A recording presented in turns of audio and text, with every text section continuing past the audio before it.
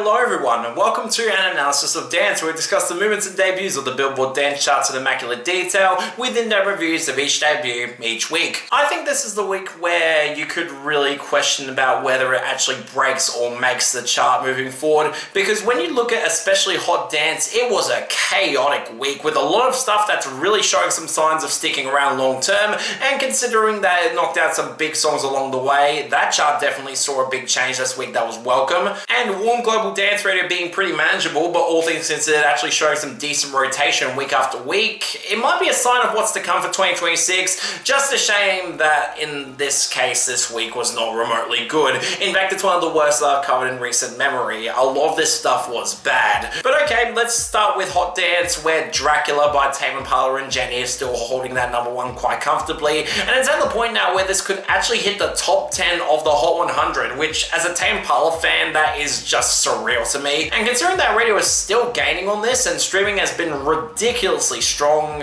yeah, it could easily get there. I don't think I'll complain that much, even if I do prefer the original over this version. And hell, No Broke Boys by Disco Lines and Tinashe held really nicely at #2, even if, yes, the streaming is the only thing that's keeping it up at the moment, and it is probably out of Hot 100 range at this point, so it is vulnerable, but it did face a challenger. And really, I should have called this one being a return, considering the, let's call it, viral performance that this guy has had at Coachella over the last 2 weeks. And I can't believe that I'm actually saying this. Where Are You Now by Skrillex and Diplo featuring Justin Bieber is back at #3, thanks to the credited singer's performance at Coachella, which has gotten a bit of a mixed reception from people, and honestly watching it back it didn't look all that good, but I've never been a Justin Bieber fan, and since I haven't really discussed my thoughts on this song in any form on YouTube, yeah, I'm not remotely a fan of this at all. In fact, it might be one of the worst #1s that Hot Dance has had in its history so far. I mean, I don't mind the more amateuric verses, but it all gets ruined on some really basic drops that sound almost unfinished,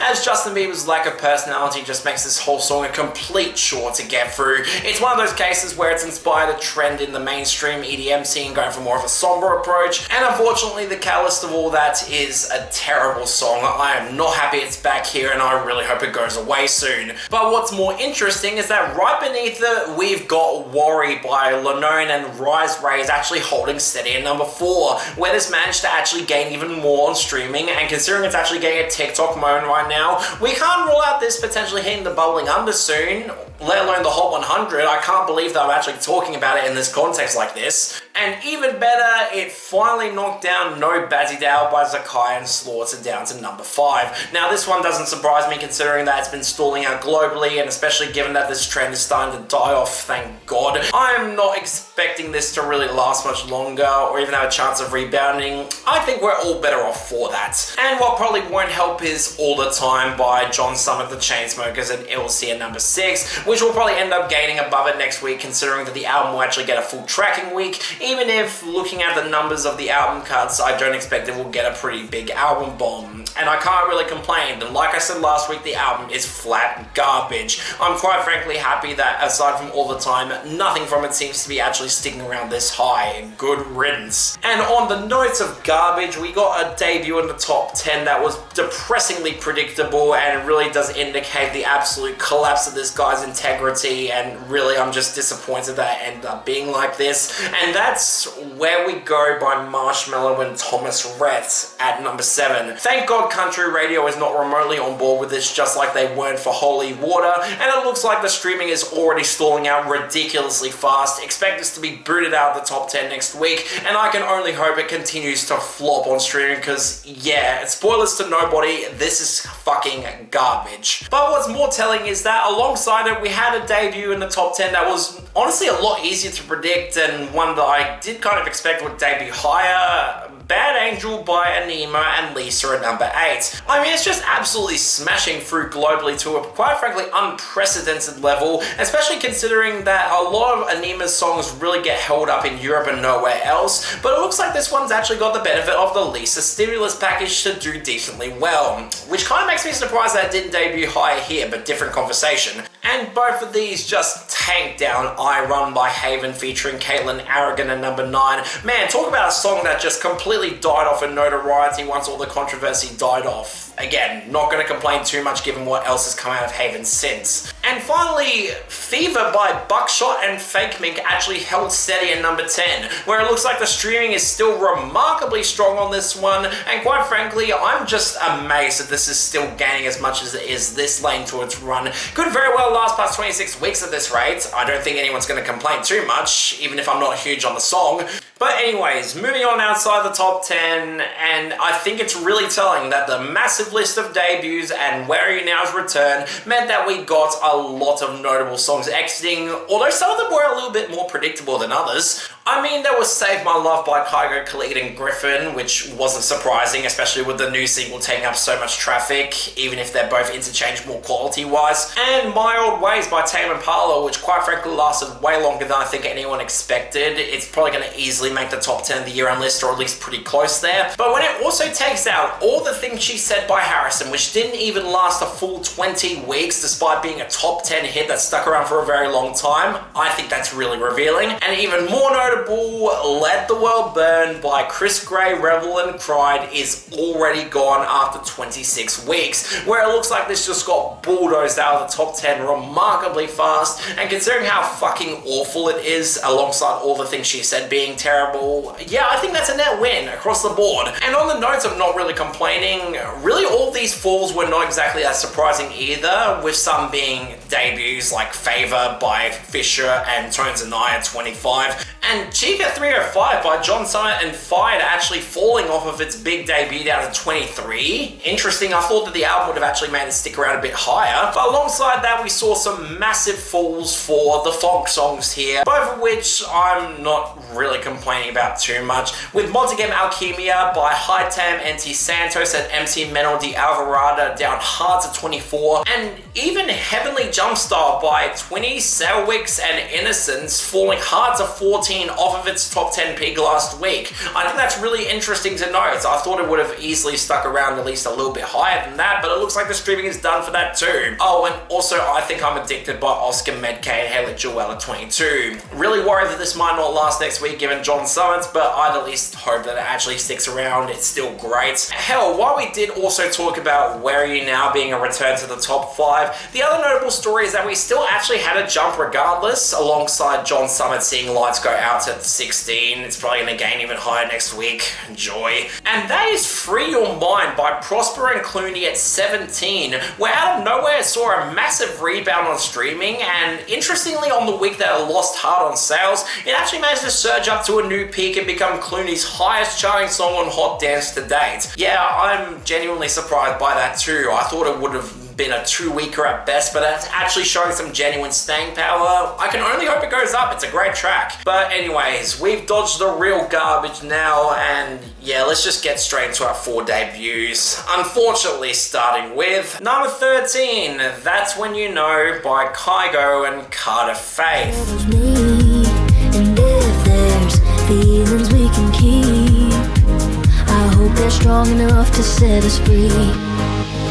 At this point, it's really hard to care about modern day Kygo songs, and that sucks too because I've owned Cloud9 on vinyl. I'm a big fan of this guy's earlier work, but his recent materials just felt so phoned in and lazy to me, and when Save My Love was already a bit of a dud in terms of its sound and didn't really make use of a good vocal performance from Khalid, I was expecting this to be a mess, especially considering its collaboration with a country singer, and seriously Kygo, why the hell were you even trying to do this in 2026? Yeah, rock bottom expectations, and wow, this really lived up to them. This sucks. I mean, at least the country textures do translate a little bit better here compared to that of Marshmello, spoilers for later on, and I don't mind the more galloping percussion style in the verses. It's kind of similar to Chasing Paradise in that country aesthetic, and while that song absolutely uses it better, it still sounds fine here. But then the drops come in, and seriously, these might be amongst the laziest that Kygo has released released to date, where the mid-frequency range is just left completely exposed as both the higher and lower frequencies dominate the mix, and seriously, there's no warmness to any of this, especially when you add some decent sounding guitars and synths on the verses. They just go away and there's no reverb on what's left, so the whole mix just feels unfinished and more of a draft than anything. And when you have Carter Faith, who has a much smoother vocal delivery on the verses that does not translate into the hook at all, where she gets louder and more invasive in the mix, yeah, there's the sort of phoned-in sound that I was dreading coming out of Kygo, and especially considering that both this and Save My Life seem to have similar artworks. If this is promising a new album from him, I am not remotely looking forward to it. This sucks. It completely wastes a decent performer on a song with no real effort put into it production-wise. You can skip this. Not good. Number 12, Echo by the Chainsmokers and Oaks. Fill up my lungs, a new beginning, feel so alive. Inside you echo, echo, echo, echo tonight. I lose my mind. Man, dire times when I'm hoping for a Chainsmokers song to save this week, especially coming off their utter dud of a collaboration with John Summit on All the Time. It really does not give me much confidence in newer material, but considering that they've actually been pretty damn good over the last year, I was at least hoping that a collaboration with Oaks of all people is actually going to get them some quality, and you know what, fair enough, this actually does really work well for me, but I think it's really down to some pretty specific reasons that were pretty obvious when I first heard this. Most notably, this sounds like a John Summit song from 2023, and I'm not the only one who's pointed that out too. I mean, you've got those buzzy analog synths against the progressive house touches and a more defined tech house groove that honestly could have fit perfectly onto Comfort in Chaos, and especially when they chop up Oak's vocals, especially over the drops, which actually sound really pretty, I was reminded of some of the best moments of Comfort in Chaos and an era of John Summit that I actually liked. And yes, I do wish that there was a little bit more going on in the percussion line. It feels weirdly lacking in hi-hats to really drive the whole song forward, being more focused around the snares and kicks on the drops, which does make it a little bit more flat than I would have liked. But honestly, on production alone, this smokes a lot of John Summit's recent material, and if this is a sign of a potential collaboration EP with Oaks, where the most recent single actually came out as a recording this, you know what, I'm actually on board with this. This is genuinely solid. Weird that the Chainsmokers have been delivering welcome quality this week, but you know what, I will definitely take it. And on that note, number 8, Bad Angel by Anyma and Lisa. I don't wanna want when I say so. Yeah, I'm pretty bad for an angel. Oh, I'm bad for an angel. Okay, so as I hinted last week, I was expecting that this would debut pretty comfortably in the top 10, and unfortunately alongside that it took away a lot of the attention from Beautiful, which actually dropped off the charts entirely this week. What a shame. But also, as I said last week, I really wish that I liked this one more than I did. I'm sorry. I mean, it sounds decent. I like the bass line that builds off of the much more spacious atmosphere, even if, again, the drops feel like they're lacking in any sort of hi-hats to really drive it forward. Overall, it's a much larger soundscape that works well for Anyma. I can absolutely understand why the public got on board with this fast. Problem for me is the main draw behind all that attention in Lisa on vocals, because she does not sound good here at all. She's trying to go for much more of a squawking vocal performance with full confidence, and not only is her mixing remarkably tinny and annoying as she gets way louder in the mix than she really needs to, but when she tries to go for the generic Bad Angel content that subverts the traditional passive and more chill vibe of an actual angel, it just reminds me of her other material that also sounded particularly bad vocally,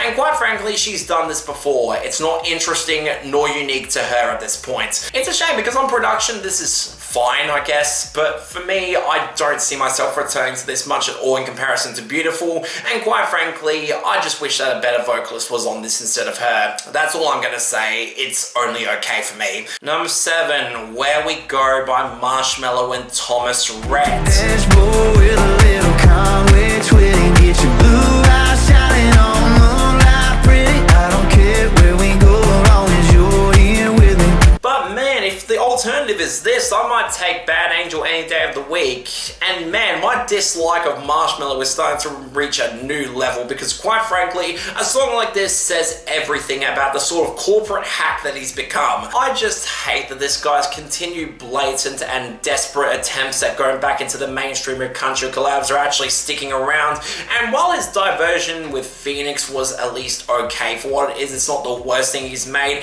it does give off that same phony and artificial vibe to me where, quite frankly, the fact that it charted so closely to We Are The People's big run in the Bubbling Under, I think that says plenty there. So of course the natural way to follow that up is to work with fucking Thomas Rhett, and quite frankly I'm shocked that this hasn't happened earlier. I mean, Leave Right Now is a song that's in Thomas Rhett's catalogue and one of the weirdest things that I've heard out of him, and quite frankly, considering that he hasn't got the most ideal of taste nowadays, I shouldn't even be surprised that he's working with this absolute hack of a producer. And quite frankly, this fucking blows. For one, can you please at least try and make your production sound more organic and interesting, Marshmello? Because in this case, this might be some of his worst production to date. The kicks are so muffled and lacking in low and groove, the synths sound fuzzy and ear-piercingly focused on the mid-range and don't sound remotely nice to listen to, and the guitars are so weak and lacking so many presence. Seriously, for a country collab, this is inexcusable. Even Moles on it had more presence on it than this, and that's fucking saying something. Combine that with the awful vocal mixing where Thomas Rhett sounds like he's damn near peaking in the mix with some of the most forced twang I've heard out of him in recent memory, and that's saying something. On top of him sounding completely checked out and completely anonymous to the point where Calvin Harris on Smoke the Pain Away had more presence in this goddamn song, and also adding on the horrible lack of dynamics and the fact that the songwriting is as generic and road country driven as possible. Seriously, we're in 2026, what the fuck are you doing? Yeah, fuck everything about this. At this point, Marshmello has become a corporate shell of what he used to be,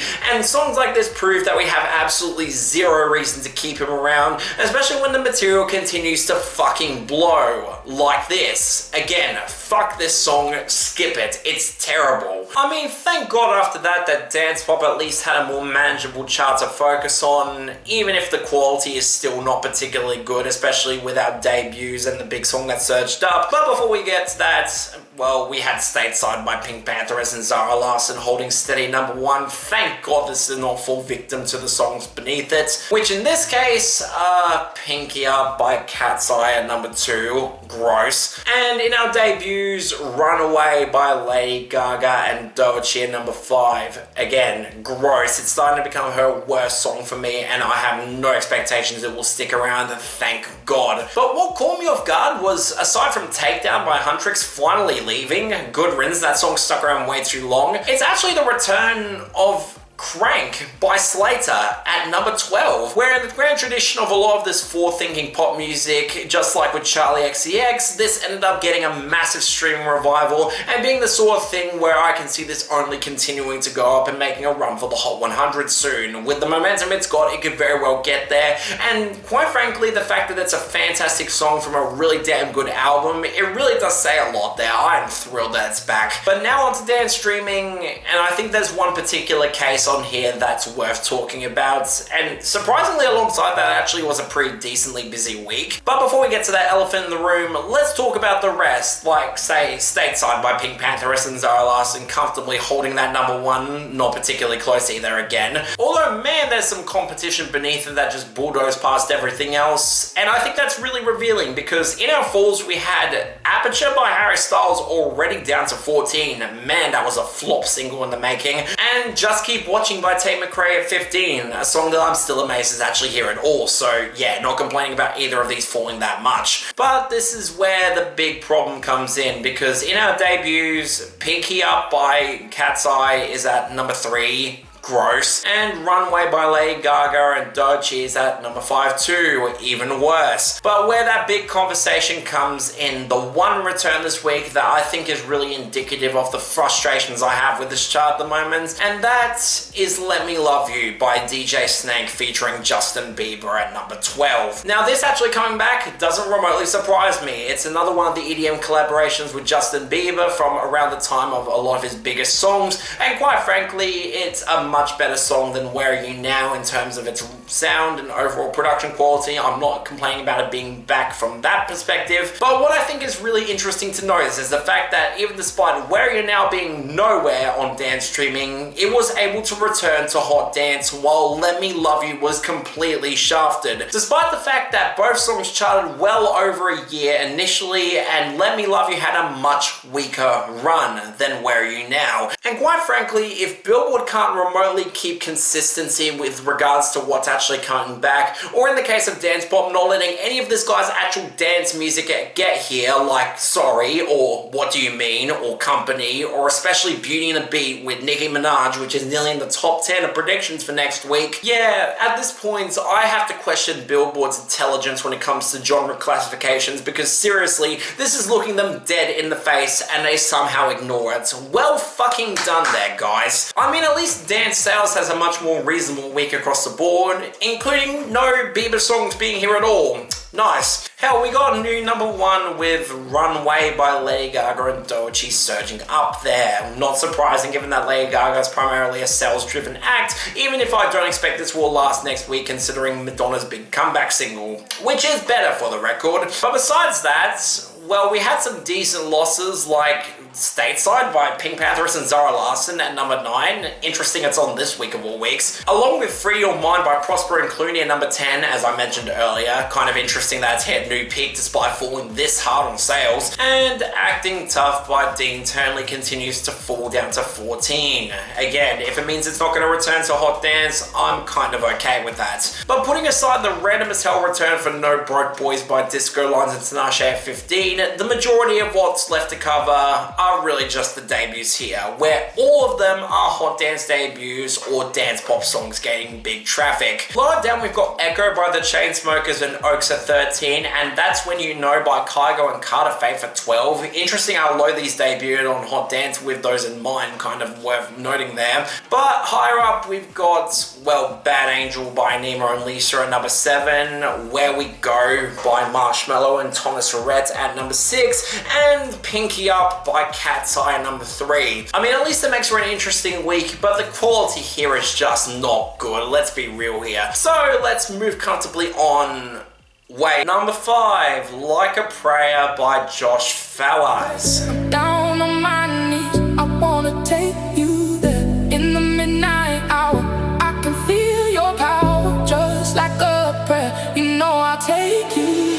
Okay, look, at this point I'm quite frankly very much susceptible to being concerned when it comes to no-namers charting on dance sales and this high to begin with, especially given the amount of AI garbage we've seen on this chart recently, and quite frankly if Billboard can't actually impose some rules to deny these songs from charting, I don't know what the hell to even do at this point with those. But to be fair, at least in this case, it seems like the producer himself is actually an organic name, being an Australian house producer who's gotten big off of remixing a bunch of older songs, and at least on his profile he's more open about what these are, with song titles that imply the genre and the original name of the track, where he does in fact credit the original singer on the song in terms of the credits on Spotify that I could find, and in this case it's at least a little bit more understandable why this got sales, considering that Like a Prayer is getting a big revival at the moment, and especially considering that Madonna's gotten a big comeback single that's likely to chart next week. And you know what? On the surface, this is fine. I don't think it's that bad. It's not being the original by any sense of the word, especially going for much more of a generic deep house sound that's not remotely revolutionary, but at least it's got a decent atmosphere and it does make use of the original hook as well as it is. But my big problem, it comes in the vocals, because these aren't credited. And quite frankly, my suspicion about these being AI continues to grow with every single listen, especially listening to this other guy's stuff, where the vocalist here is an uncredited female vocalist who's not been remotely mentioned in any sort of interviews or talk about this cover, and after hearing some of this guy's other songs with vocalists that sound uncanny in terms of how similar they are, I'm probably going to jump to the conclusion that this might be AI. I mean, if anyone on Josh Fawaz's team or Josh Fawaz himself wants to debunk this, I'd like to hear from them, but otherwise I have no real other explanation besides this being AI. And that's a shame too, because the added belting, it could have at least worked if you actually got a decent vocalist on instead of a fucking machine. This is getting ridiculous at this point. So Yeah, look, I don't really hate this from a production level, and it seems like Josh Fawaz is actually involved in this song, which puts it above a lot of AI garbage that I've heard recently. But still, the fact that this might have AI vocals drags it down to being something I have zero interest in listening to again, and quite frankly, we need to stop with this. Let's move on. And thank God that after that, Warm Global Dance is at least very manageable this week, with 2 songs that I haven't covered, and both of them have a very interesting correlation that we'll get to later on. But at number 1, yeah, it's Comfortably Talk to You by Another featuring 54 Ultra, which has managed to hit 900 spins and has a full 100 plus spin lead against our number 2. It's going to stick at the top for a very long time, and at the rate it's going, it might even get even higher, which is just kind of amazing to hear. As for that number 2, New Religion by BB Rexha and Faithless, I mean, it's doing good. It's still got good spins behind it, and it is a pretty easy song to sell to radio, and I do still like it, but quite frankly, it's probably not going to get to number 1 with how far ahead Talk to You is at the moment, and Talk to You is the better song, so I'm not exactly complaining. But what's more interesting is Release the Pressure by Calvin Harris and Kasabian at number 3, which is not far off on spins, and weirdly seems to have been remarkably stable since it fell off number 1. I think that's kind of interesting for a song that didn't really stick around on the charts that long, but sadly part of it's probably just because Just the Way You Are by Milky and Morgrab just collapsed at number 4.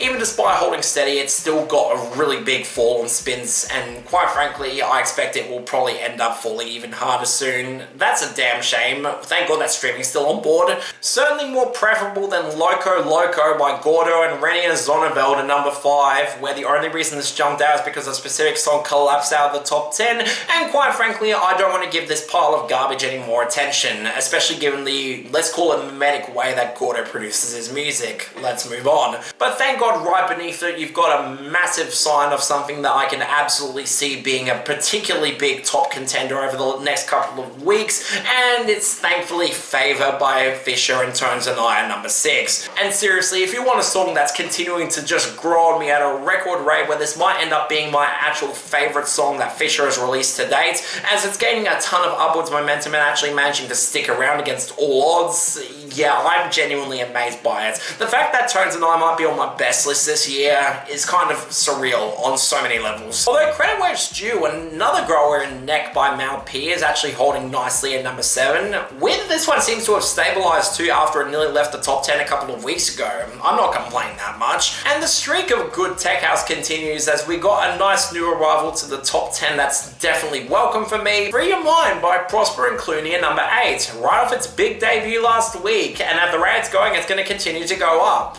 And quite frankly, while it's not as good as Favor or Neck for me, I'm still happy it's here. It's a good song. Certainly more preferable to something like Save Me Tonight by Jennifer Lopez and David Guetta at number 9, which just got bulldozed down hard and looks like it's already stalling out as people are getting tired of it as much as I am. Good riddance. And finally, on the note of things that I'm tired of, and a song that quite frankly is disappointing to see hit the top 10, we've got Acting Tough by Dean Turnley at number 10. Look, I'm at least happy that a newcomer from Australia is actually gaining enough momentum to get this high, and the song is not terrible by any means, but I'd kind of like my newcomers to make something that's, you know, actually finished and not as repetitive as this is. It's not that good. But on the opposite end, we've got our fall-offs, and these were weirdly kind of predictable, all things considered. I mean, it does suck that we lost Blessings by Calvin Harris and Clementine Douglas, but that song quite frankly stuck around longer than it should have on this chart. And when it's taking out Vision Blurred by Cascade Sid and Annabelle England, and Lost by Vintage Culture and Gabs, both of which are lazy cash grabs that are relying on star power that they quite frankly do not deserve. Yeah, I'm not remotely complaining about these two leaving, they both kind of suck. Sadly though, when you get to our falls, these are all songs that I actually like, even if some of them were a little bit more predictable than others. I mean, really the only exception is Two Hearts by Danielle Harlan Dua Lipa down to 33, but quite frankly that song stuck around longer and higher than I expected on airplay. It's probably going to end up making the year-end list in the US if anything else. But for the rest, I Think I'm Addicted by Oscar Metcalfe and Haley Joel at 37. Think About Us by Sony Federa, DOD and Poppy Bascombe at 32. Shadows by John Summer and Lavinia at 22. And Rain by Fisher expectedly falling hard out of the top 10 down to 14 as I called last week, thanks to Favor getting a lot of the attention. And again, it's a better song, but I'm not complaining about this still being here. These are both great songs. As for our jumps and comebacks, Well, at least in the latter case, we actually got one with Dive Into Me by Alok and Khalid at 27, where this looks like it actually got a successful recalibration and was able to surge back into the top 40. I'm not going to complain. This is still one of Alok's best songs, if not his best outright, and it's definitely welcome to get some success. But our jumps, meanwhile, are actually kind of interesting and really revealing of some potentially big hits going into the rest of the year on radio. Outside of Favour and Acting Tough in the top 10, lower down we saw some interesting jumps off the debut for Don't Wanna Go Home by Medusa featuring Henry Chamomile at 16.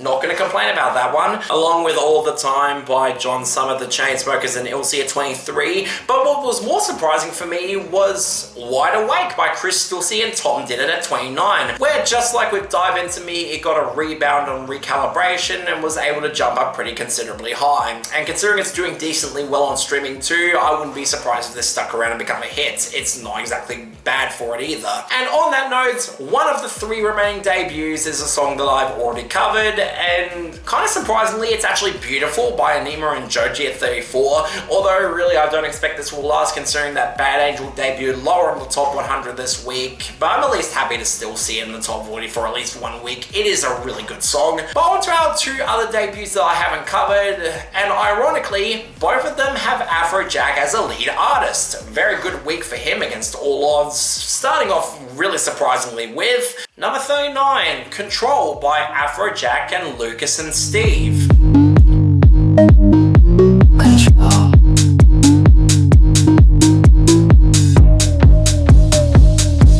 I just lost all control. Okay, being honest, this was probably the song that I was actually interested in covering from Afrojack this week, especially considering that it's a collaboration with Lucas and Steve being released on Black Book of all labels, which is the label that I don't think Lucas and Steve's sound remotely fits into even nowadays. So I was at least curious how well their sound would fuse with Afrojack going for more of a tech house sound, and sadly it's not exactly that interesting here. It's pretty much what you'd expect from Black Book at this point, going for the yearning vocal samples against a pre-generic tech house groove, which lean closer towards more of an old school percussion line, especially against some buzzy one-note synths that don't really change across the entire track. And really outside of that, it does feel like the sort of thing that you would see chart on dance sales as tech house filler. So in other words, not bad by any means. I've heard worse than this sound, but quite frankly, it's not interesting either. Next, and finally number 35, Awake Tonight by Afrojack, Sia, and David Guetta. Lose up, then watch over me on your love, by your love. Two lonely hearts becoming one.